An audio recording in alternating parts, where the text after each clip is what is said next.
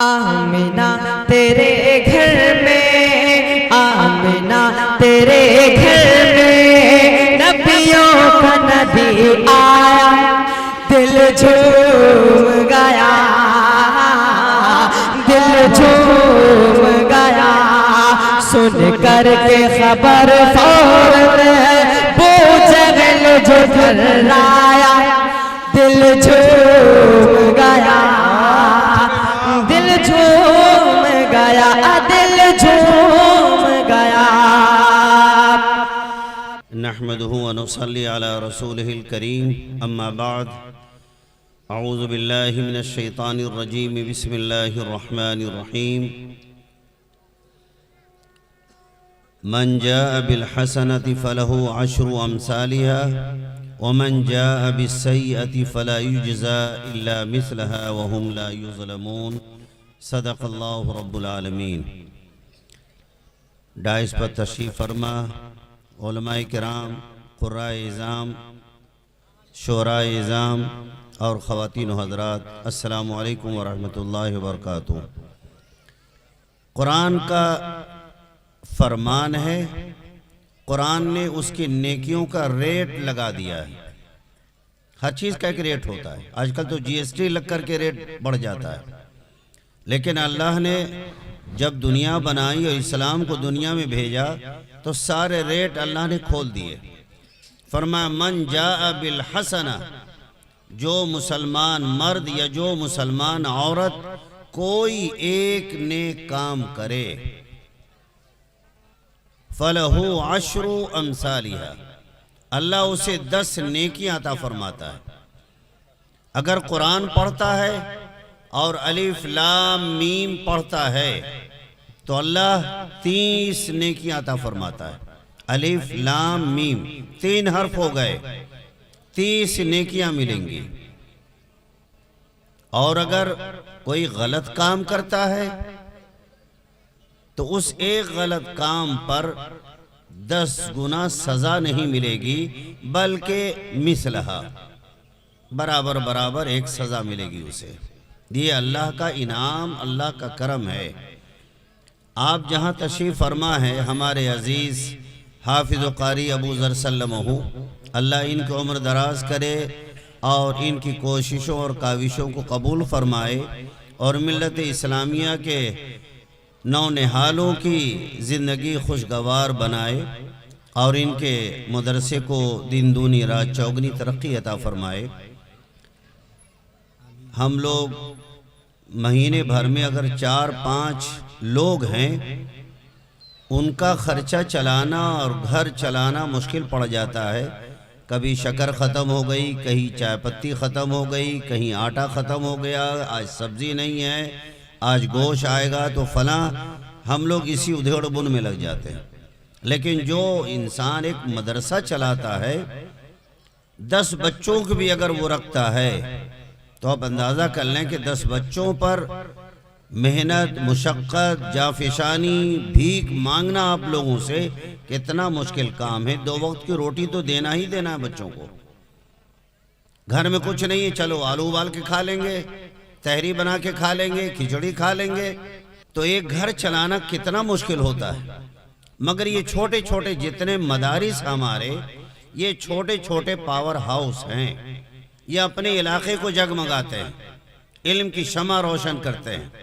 بچوں کے ذہن و دماغ کے اندر جو سماج کی گندگی، معاشرے کی گندگی، حالات کی گندگی ہے، ان کو دور کر کے علم کی شمع روشن کرتے ہیں، بے اخلاقوں کو باخلاق بناتے ہیں۔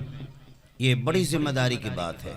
جتنے بھی یہاں لوگ بیٹھے ہیں، مرد اور ہماری خواتین، ان سب کی ذمہ داری ہے کہ حافظ ابو ذر صاحب یا جس علاقے میں کوئی مدرسہ چل رہا ہو، اس علاقے کے تمام مرد و خواتین کی دینی، ایمانی، اسلامی، اخلاقی، شرعی ذمہ داری ہے کہ جس طرح وہ اپنی فیملی کے لیے فکر مند ہیں، ویسے ہی رسول اللہ صلی اللہ علیہ وسلم کی فیملی کے لیے بھی فکر مند رہیں۔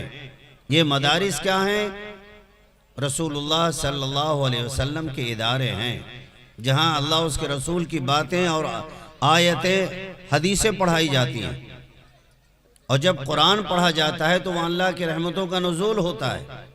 اس لیے آپ سب کی ذمہ داری ہے کہ آپ اس مدرسے کا یا جو جہاں رہتا ہو، اگر کوئی مدرسہ ہے، مکتب ہے، اس کا سپورٹ کرے۔ انشاءاللہ یہ مدارس اور مکاتب آپ کو اچھا انسان اور اچھا شہری بنا کر کے دیتے ہیں۔ تو میں نے قرآن کی جو آیت پڑھی تھی کہ جو ایک نیک کام کرے گا اس کو 10 گنا ثواب ملے گا، یہ قرآن کا فیصلہ ہے، اور اللہ نے قیمت لگا دی ہے، ریٹ لگا دیا ہے نیکیوں کا۔ ان حالات میں ہماری اور آپ کی ذمہ داری تھی کہ سماج کی گندگیوں سے لے کر اپنے گھر، اپنے خاندان، اپنی فیملی، ان تمام کی گندگیوں کو دور کریں۔ ہماری عورتیں عموماً جس پتیلے میں چائے بن جاتی ہے اور دوبارہ اگر چائے بنانی ہوتی ہے تو اس کو اثر نو پھر کاتے سے دھوتی ہیں۔ کیوں؟ چائے کی بالائی جم گئی، چائے پتی کے اندر جو نیکوٹین ہوتی ہے یا کافین ہوتی ہے وہ جم گئی، تو اب جو دوسری چائے بنے گی اگر یوں کھنگال کے بنا لیا ہے تو دودھ پھٹ سکتا ہے، چائے بگڑ سکتی ہے، اس کو کاتے سے دوبارہ مانجا جاتا ہے، اور پتیلیوں کو مانج کر بالکل چاندی کی طرح چمکا دیتی ہیں۔ کرتی نہیں کرتی؟ لیکن کبھی ہماری خواتین یہ نہیں غور کرتی کہ ایک اللہ کی طرف سے تحفہ ملا ہے دل، جس دل میں ایمان بستا ہے، قرآن بستا ہے، رہتا ہے، یہ دل بھی صاف ہونا چاہیے، اس کی فکر نہیں ہوتی۔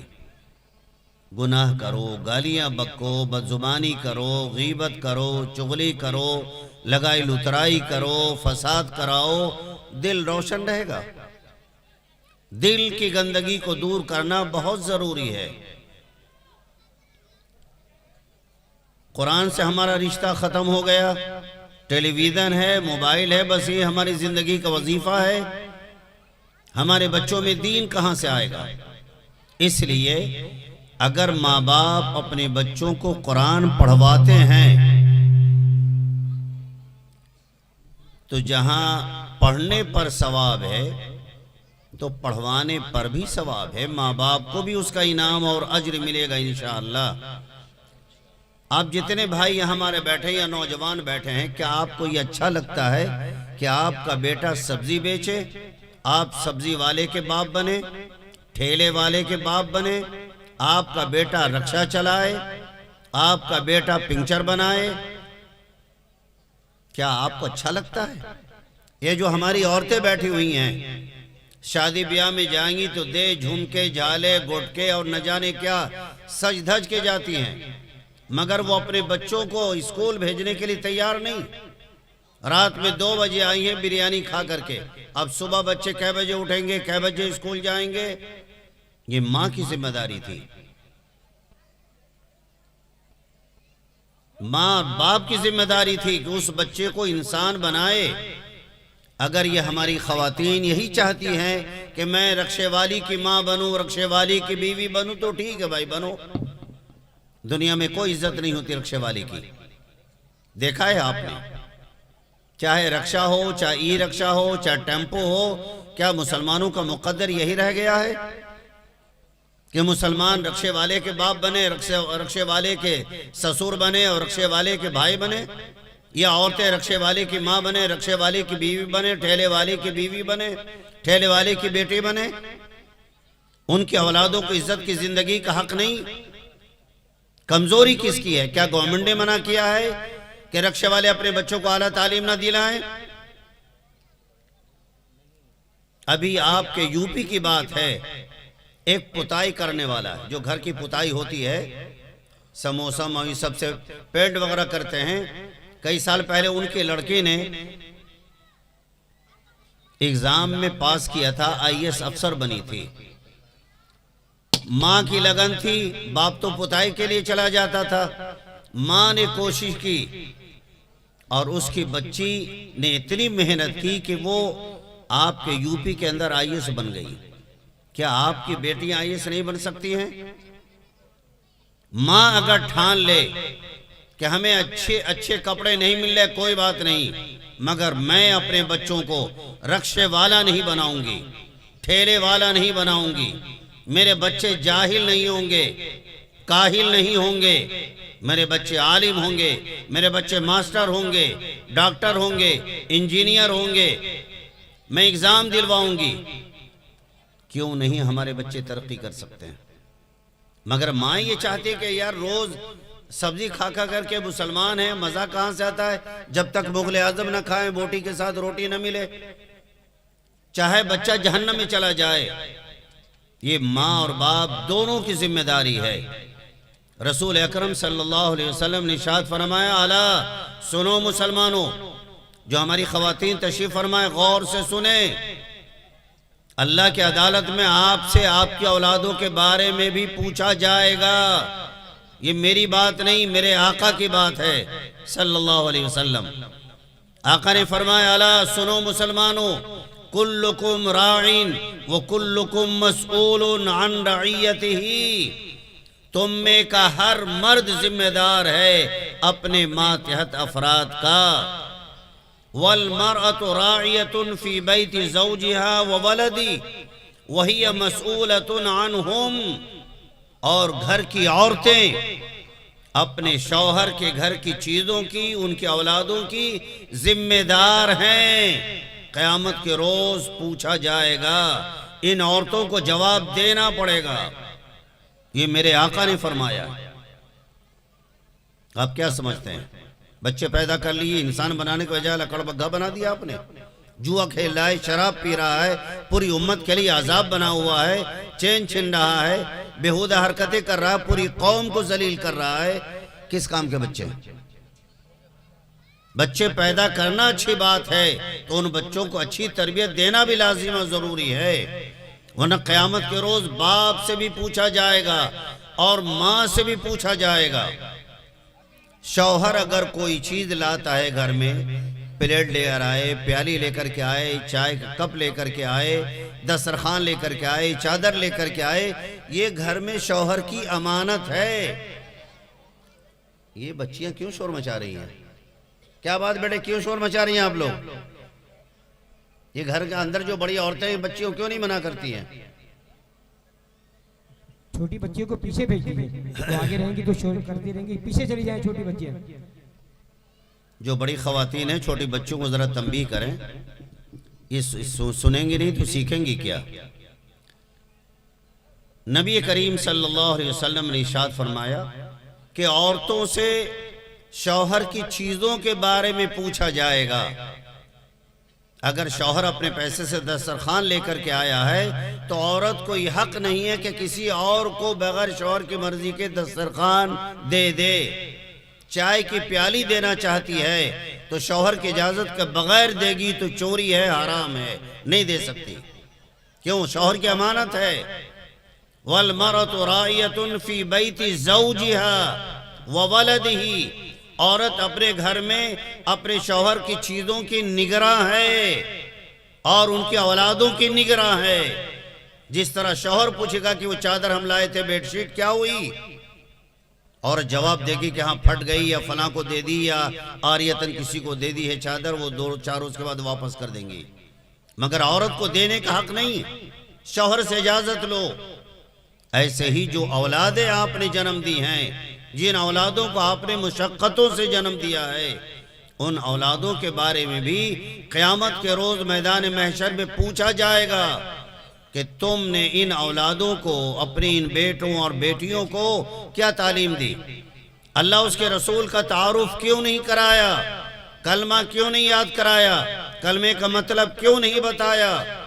تم اگر نہیں جانتی تھی تو مدرسے میں، مکتب میں کیوں نہیں بھیجا؟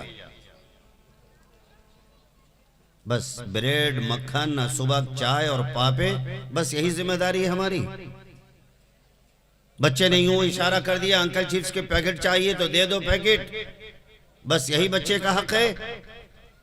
سب سے بڑی دولت اولادوں کے لیے، بھلے ہی باپ اچھے کپڑے نہ دے پائے، اچھا کھانا نہ دے پائے، لیکن اگر اسے اچھا اخلاق دے دیا ہے، اچھی تعلیم دے دی ہے، اچھا دین دے دیا ہے، قرآن سے رشتہ جوڑ دیا ہے، اولاد کے لیے ماں باپ کی طرف سے اس سے بڑی دنیا کی کوئی سوغات نہیں ہو سکتی، کوئی دولت نہیں ہو سکتی جس کی طرف ماں باپ کی توجہ ہی نہیں۔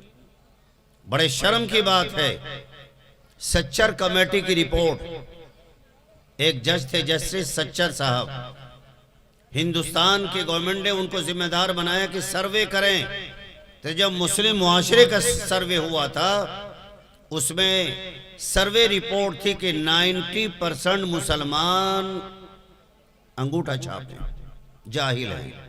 90% مسلمان، 70 سال کانگریس کی حکومت رہی اور میٹھا زہر پلا پلا کر کے ہمیں اور آپ کو بس ووٹ بینک کی راجنیتی چلتی رہی، اور مسلمانوں کو یہی کہتا ہے بی جے پی آئے گی تو تمہارا نرسنہار ہو جائے گا، ختم کر دیے جاؤ گے، لہذا تمہارے لیے کوئی آپشن نہیں میرے علاوہ، مجھ کو جیتاتے رہو، تاجدار مجھے بناتے رہو، تم میری ڈولیاں اٹھاتے رہو۔ 70 سال کانگریس کی حکومت رہی ہے، اور اس کی جو رپورٹ آئی ہے 70 سال میں آزادی کے بعد، کیا سو گیا کیا ہوا؟ ہلو میک سسٹم والے سو رہے ہیں، بیٹا چائے پی لو، کام کرو گے، سو گے تم یہاں پہ بیوقوفی کرتے ہو۔ 70 سال میں مسلمانوں کو 90%، یعنی 100 میں 10% مسلمان پڑھے لکھے ہیں، 90% مسلمان جاہل ہیں۔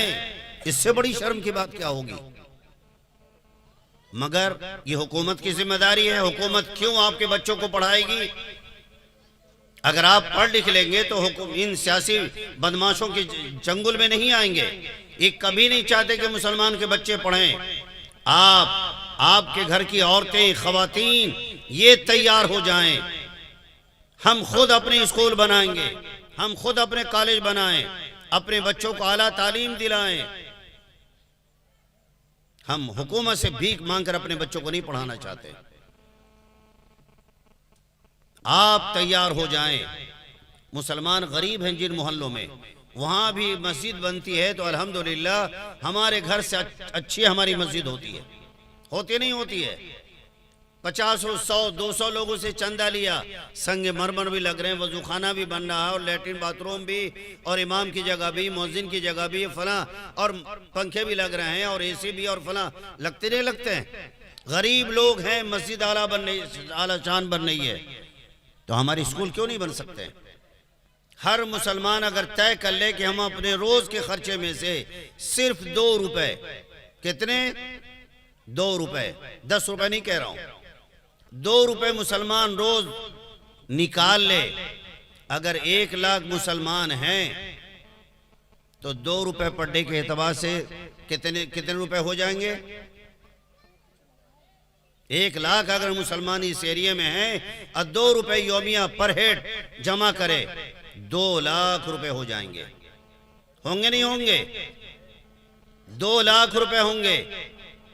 اور مہینہ جوڑ لیں آپ، صرف 2 روپے دیں، 2 روپے میں انکل چپس کی پیکٹ بھی نہیں ملتی، یا ملتی ہے؟ 5 روپے سے کم میں کوئی انکل چپس کی پیکٹ نہیں ملتی۔ آپ مسلمان اگر خود تیار ہو جائیں، مسلمان یوں آیا ہے، یوں نہیں آیا ہے، بھکاری بن کے نہیں آیا، داتا اور دینے والا بن کر کے آیا ہے۔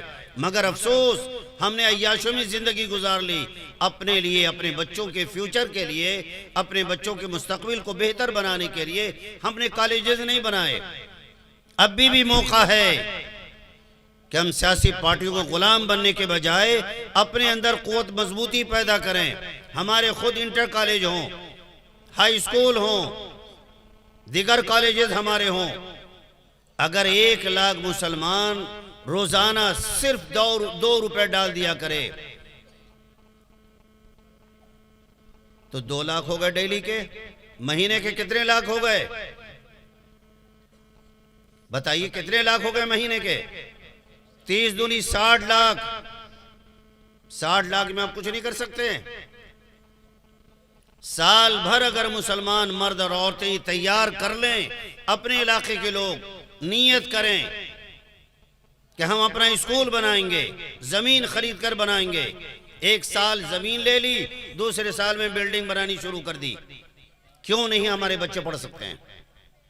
اس لیے یہ جو تعلیمی بیداری کے لیے ہمارے عزیز محافظ ابو ذر سلمہ نے بڑا حسین عنوان رکھا ہے، آپ اپنی امت کو جگانے اور بیدار کرنے کے لیے تعلیمی بیداری کا پروگرام رکھا ہے۔ آپ جتنے مرد ہیں، نوجوان ہیں، گٹکا کھا کر کے اپنے آپ کو ٹی بی کا مریض بنا لیا آپ لوگوں نے۔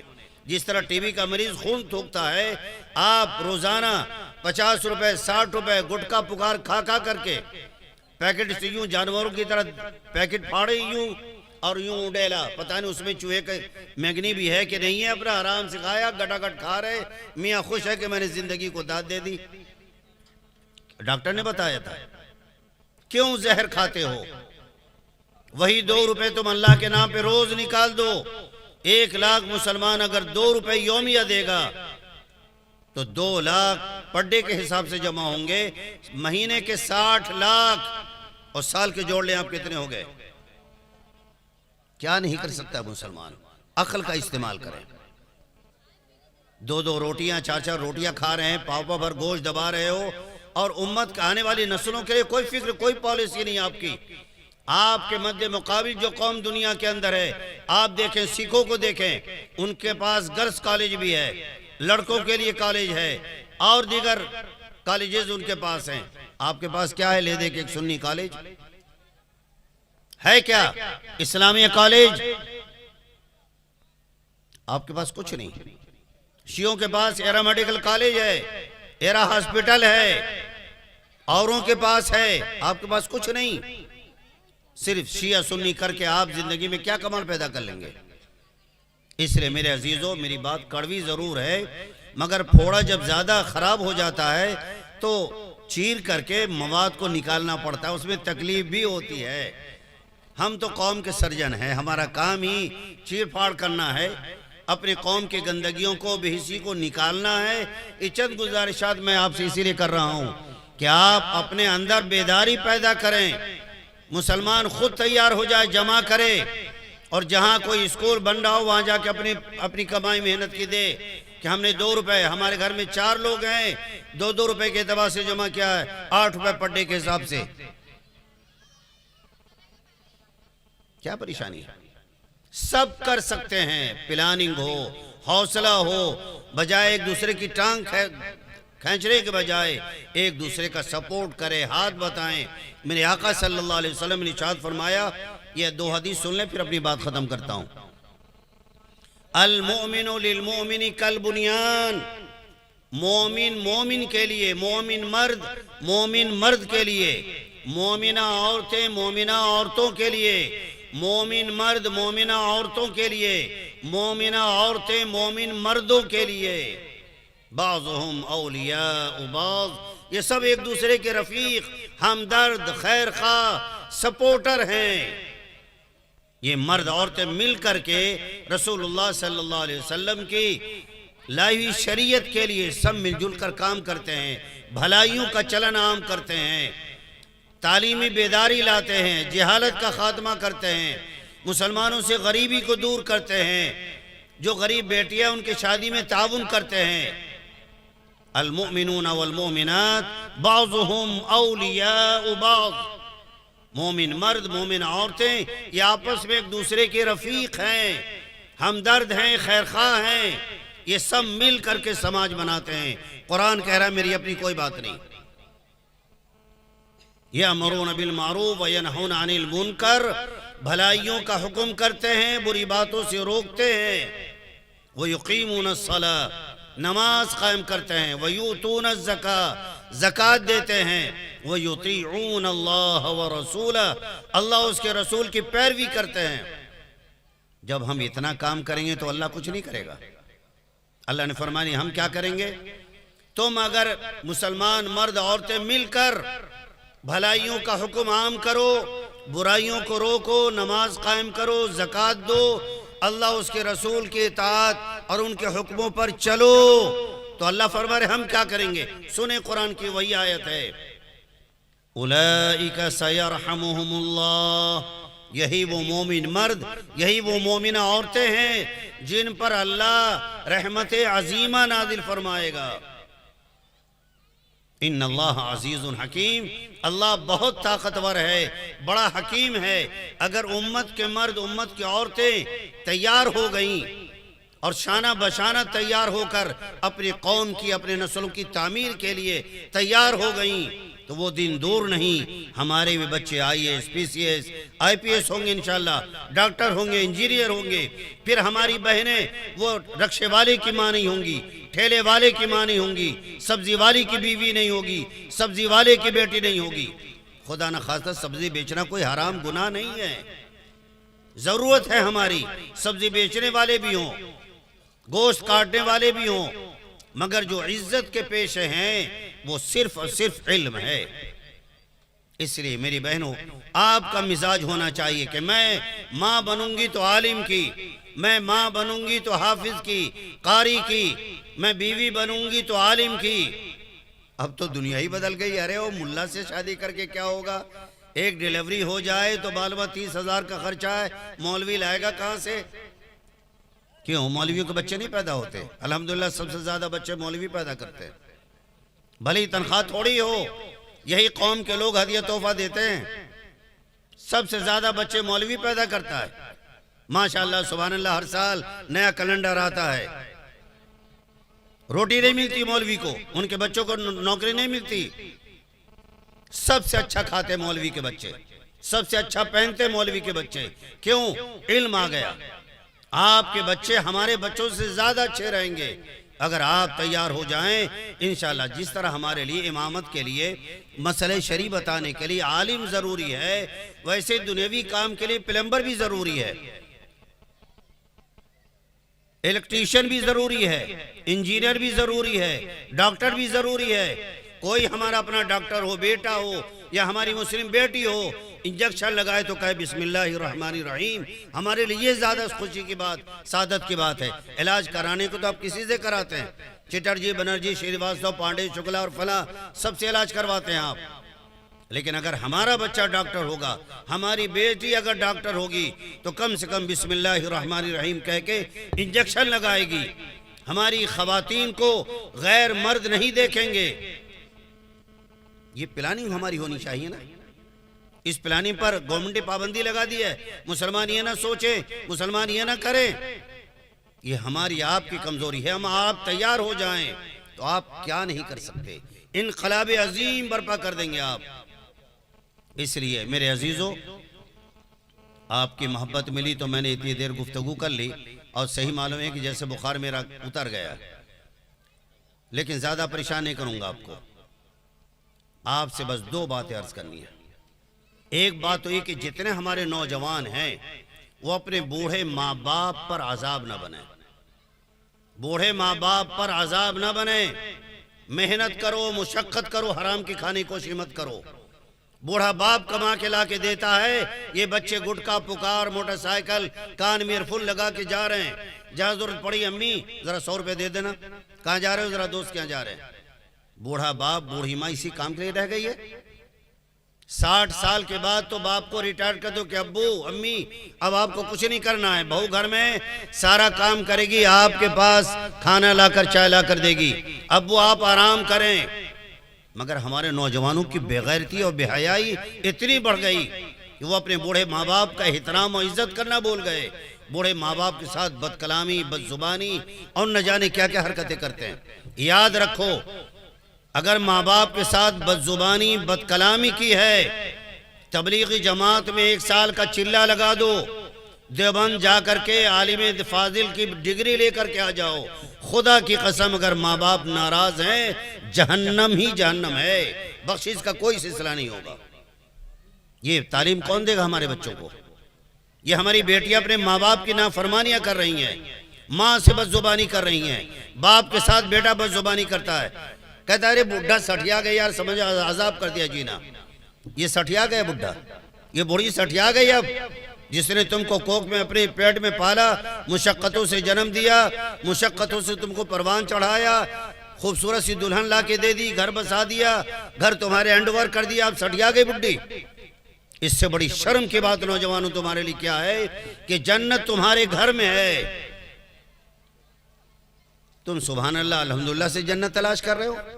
کرو، تسبیحیں بھی پڑھو ضروری ہیں دل کی پاکیزگی کے لیے، دل کو نور بنانے کے لیے، نورانی بنانے کے لیے، مگر اپنے ماں باپ کی خدمت اگر نہیں کرو گے تو یاد رکھنا نہ کوئی اجمیر شریف کے بابا تم کو بچا پائیں گے، نہ دیوبند کے مفتی اعظم بچا پائیں گے، نہ بریلی شریف کے مفتی اعظم بچا پائیں گے، نہ جماعت کے امیر بچا پائیں گے، ڈائریکٹ جہنم کے اندر ڈال دیے جاؤ گے۔ اپنے ماں باپ کی عزت کرنا سیکھو نوجوانوں۔ ایک بات تو یہ کریں گے آپ لوگ اپنے ماں باپ کی عزت؟ اگر ماں باپ ناراض ہیں اور مر گئے تو بیٹے کے لیے بخشش کا کوئی سلسلہ نہیں بچا، جائے گا جہنم کے اندر۔ اگر ناراض ہیں تو آج ہی صبح جا کر اپنی ماں سے باپ سے معافی مانگ لو، گلے سے لگ جاؤ، اپنی ماں کے پیر پکڑ لو کہ ہم کو معاف کر دیجئے۔ آپ اگر ناراض تو خدا ناراض، اور آپ خوش ہیں تو میرا رب میرے ساتھ مجھ سے خوش ہے، پھر زندگی خوشیاں مجھے حاصل ہوں گی۔ ایک بات تو یہ۔ دوسری بات، چھوٹی سی بات، جتنے نوجوان ہیں اگر پیسہ نہیں ہے تو چھوٹے سے چھوٹا کاروبار کرو، غلامی مت کرو، مزدوری مت کرو۔ میرے آقا صلی اللہ علیہ وسلم کی حدیث سنا، ایک حدیث تو سنا دی، دوسری ہے نبی صلی اللہ علیہ وسلم نے ارشاد فرمایا، کچھ کمزوریاں ہم مولویوں کی بھی ہے کہ ہم لوگ روزہ، نماز، دین سب بتا دیتے ہیں، مگر دنیا کے بارے میں ہم لوگ بھی کوئی بہت واضح انداز میں پیغام نہیں دے پاتے ہیں۔ بس دے مسجد اور دے سبحان اللہ، دے تسبیح، بس یہی بتاتے ہیں۔ کاروبار کرو۔ نبی صلی اللہ علیہ وسلم فرمایا، علیکم بالتجارہ، مسلمانوں تم پر تجارت لازم ہے، تجارت کرو۔ کیوں؟ آپ نے ایمانداری سے، جتنے لوگ یہاں بیٹھے ہوئے ہیں، ہم تو مسجد کے ملا ہیں، ملا کی دوڑ مسجد تک، آپ لوگ تو سماجی زندگی میں رہتے ہیں۔ کسی سکھ کو آپ نے بھیک مانگتے دیکھا لکھنؤ میں؟ ایمانداری سے بتائیں آپ لوگ، کسی نے بھیک مانگتے دیکھا ہو؟ ہاتھ اٹھائے۔ سکھ قوم کے کسی مرد کو، کسی عورت کو آپ میں سے کسی نے بھیک مانگتے دیکھا ہے؟ نہیں دیکھا ہوگا۔ مجھے 37 سال لکھنؤ میں ہو گئے، میں نے آج تک سکھ کو بھیک مانگتے نہیں دیکھا، مگر مسلمان مردوں اور عورتوں کو مسجد میں نماز پڑھنا حرام کر دیتے ہیں۔ اب تو عورتیں مسجد میں گھس جاتی ہیں، رونے لگتی ہیں، میرا شوہر مر گیا، میرا شوہر بیمار ہے، بیٹا بیمار ہے، علاج نہیں ہو پا رہا، پیسہ دو۔ داڑھی والے پہلے نماز پڑھی یا بس سلام کے بعد کھڑے ہو گئے۔ پوری قوم کو ذلیل رسوا کیا جاتا ہے۔ بھیک مانگنا بھی تجارت سمجھ لیا کم بختوں نے۔ نبی نے فرمایا، علیکم بالتجارہ، مسلمانوں تم پر تجارت لازم ہے، کرو۔ کیوں؟ فَإِنَّ فِيهَا 9 اعشار الرزق۔ یہ کتنی انگلیاں ہیں؟ بولیے کتنی انگلیاں دکھ رہی ہیں؟ 9 ہے نا؟ نبی نے فرمایا روزی کے 9 دروازے اللہ نے کاروبار میں رکھے ہیں۔ کتنے؟ 9 دروازے اللہ نے کاروبار میں رکھے ہیں روزی کے، اور ایک دروازہ غلامی کا ہے۔ نوکری، مزدوری جس میں ذلت ہے، رسوائی ہے، لیٹ آئے تو ماں بہن کی گالیاں، ناغہ کر رہے ہو تو ماں بہن کی گالیاں، تنخواہیں کاٹی جا رہی ہیں۔ بدرجہ مجبوری کوئی ذریعہ نہ ہو تو نوکری کر لو، ورنہ لیا چنے بیچ لو، ٹافی بسکٹ کی دکان کر لو۔ نوکری مت کرو، غلامی مت کرو، عزت کی زندگی حاصل کرو۔ کاروبار کی کوئی لیمٹ نہیں ہے۔ آج 2000 سے کیا ہے، سال بھر میں انشاءاللہ 10,000 کا مال ہوگا، بڑھتا چلا جائے گا کاروبار۔ تو آپ نوجوان جتنے ہیں، بجائے غلامی ڈھونڈنے کے، کاروبار، عزت کی روزی ڈھونڈیے، انشاءاللہ اس سے آپ ملت کی اچھی تعمیر کریں گے۔ مجھے امید ہے کہ آپ حضرات، ہماری خاص کر خواتین، جو باتیں بیان ہوئی ہیں ان پر عمل کریں، اور اپنے گھر کو اسلامی گھر، ایک ایک لقمے کو حلال استعمال کریں، انشاءاللہ نور آئے گا، انقلاب آئے گا۔ جب ادھر سے بھی ادھر سے جو پیسہ آئے، چاہے جیسا آئے، حلال و حرام سب اٹھا کے پھینک دو، تو خدا کا قہر نازل ہوگا۔ میں کہہ رہا ہوں، اگر میں حرام لقمہ کھاؤں گا، رب کعبہ کی قسم کھا کے کہتا ہوں، یہیں پر خدا کا عذاب نازل ہوگا۔ کوئی مولوی اگر حرام کھائے گا وہ بھی مارا جائے گا، مفتی کھائے گا وہ بھی مارا جائے گا، رکشے والا حرام کھائے گا وہ بھی مارا جائے گا۔ اللہ کا قانون ایک ہے، اس لیے اللہ نے ہر جگہ فرمایا، یا ایھا الناس کلوا مما فی الارض حلالا طیبا، اے دنیا کے انسانوں، ہندو مسلمانوں، سب حلال کھاؤ، حرام مت کھاؤ۔